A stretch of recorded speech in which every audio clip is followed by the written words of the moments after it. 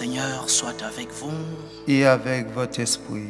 Évangile de Jésus-Christ selon saint Luc. Gloire à toi, Seigneur.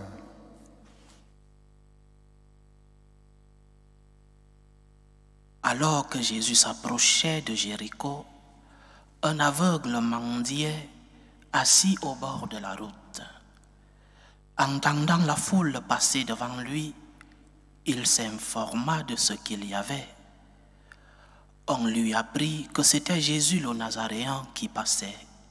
Il s'écria, « Jésus, fils de David, prends pitié de moi. » Ceux qui marchaient en tête le rabrouaient pour le faire taire, mais lui criait de plus belle, « Fils de David, prends pitié de moi. » Jésus s'arrêta et il ordonna qu'on le lui ramène. Quand il se fut approché, Jésus lui demanda, « Que veux-tu que je fasse pour toi ?» Il répondit, « Seigneur, que je retrouve la vue. » Et Jésus lui dit, « Retrouve la vue, ta foi t'a sauvé. » À l'instant même, il retrouva la vue et il suivait Jésus en rendant gloire à Dieu. Et tout le peuple, voyant cela, adressa une louange à Dieu. Acclamons la parole de Dieu. Louange à toi, Seigneur Jésus. Les évangiles nous racontent qu'à une certaine occasion, la mère des Zébédée et les deux fils de Zébédée, Jean et Jacques, se présentèrent devant Jésus pour lui faire une demande. La demande consistait à faire que les deux fils soient l'un à la gauche et l'un à la droite du Christ dans son royaume. Jésus leur a juste posé une question à ces deux apôtres. Pouvez-vous boire la coupe que moi je vais boire? Nous avons écouté dans l'évangile d'aujourd'hui comment Jésus guérit un aveugle. Il le guérit parce que cet aveugle le lui demande.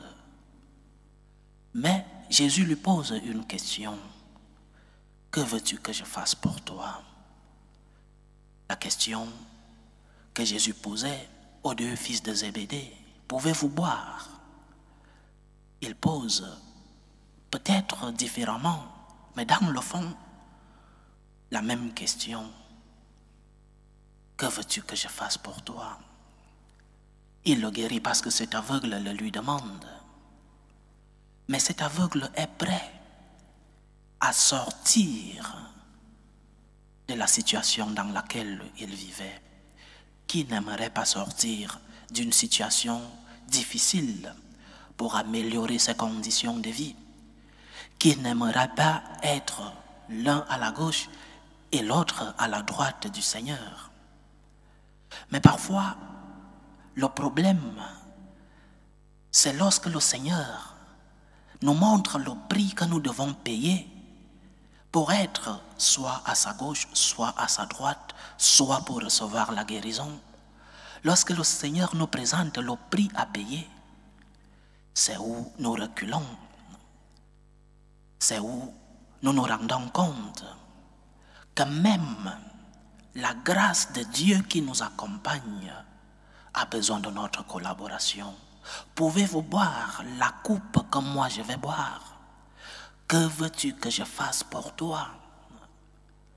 La grâce de Dieu que nous demandons dans nos prières, dans nos supplications, à genoux devant le Seigneur. La grâce de Dieu que nous demandons implique un prix que nous devons payer nous aussi. Ce que nous appelons la collaboration avec la grâce de Dieu. Tu viens demander la grâce de Dieu. Seigneur, je cherche un emploi. Seigneur, l'éducation de mes enfants. Seigneur, ma santé. Seigneur, Seigneur, Seigneur. Mais quel est le prix que tu payes pour que le Seigneur te concède la grâce que tu lui demandes? Quelle est ta collaboration? Quelle est ta part pour que cette grâce puisse agir dans ta vie? Tu viens demander à Jésus un emploi, mais tu es couché chez toi. Non. Tu ne sors pas pour aller chercher cet emploi. Tu demandes à Jésus que tes enfants soient les enfants les plus éduqués dans la vie religieuse. Mais tu n'arrives pas le matin à dire à tes enfants ce qu'il faut faire, à appeler tes enfants dans la prière, à être un père ou une mère avec un exemple, un modèle dans la vie.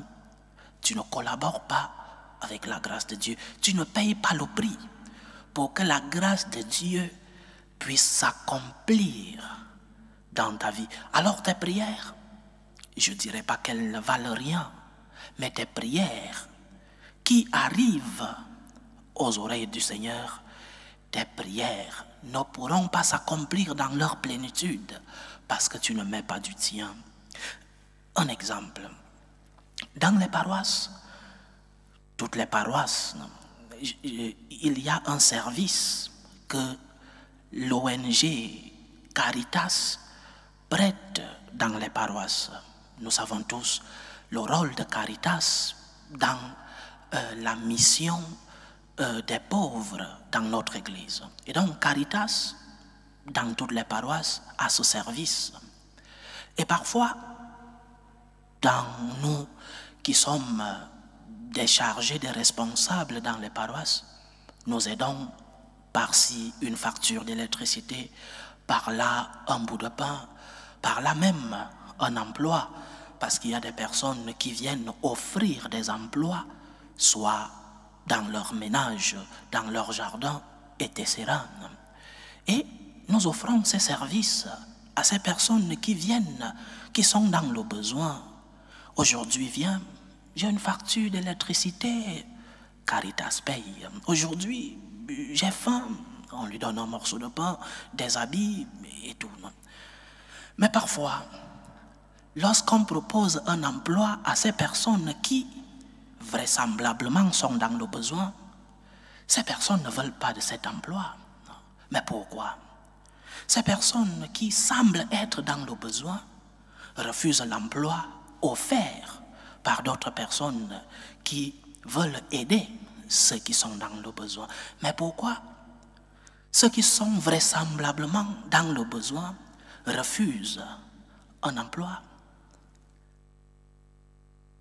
La peur de payer le prix, la commodité du mendiant, le mendiant qui s'est installé dans sa vie de commodité et qui est sûr d'avoir un morceau de pain à la paroisse la plus proche, la facture une facture payée dans l'autre paroisse, ils vont de paroisse en paroisse, et il s'est installé dans cette commodité et a peur de payer le prix de la discipline, parce qu'un emploi implique une discipline, arriver à l'heure, travailler, avoir une vie de discipline, le prix à payer. Et il s'installe, il s'enracine donc dans cette commodité. Et c'est ce qui se passe aussi, c'est ce qui peut se produire dans notre vie spirituelle.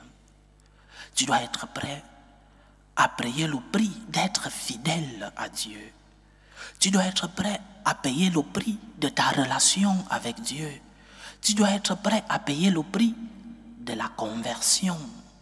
Le prix de la conversion qui te demande de croire en Dieu. Croire en Dieu avec tout ce que cela comporte. Le prix de la conversion qui consiste en t'abandonner entre les mains de Dieu. Le prix de la conversion, le prix de ta relation avec Dieu, qui consiste que lorsque tu es tombé, que tu fasses un acte d'humilité en demandant pardon au Seigneur et que tu puisses recommencer.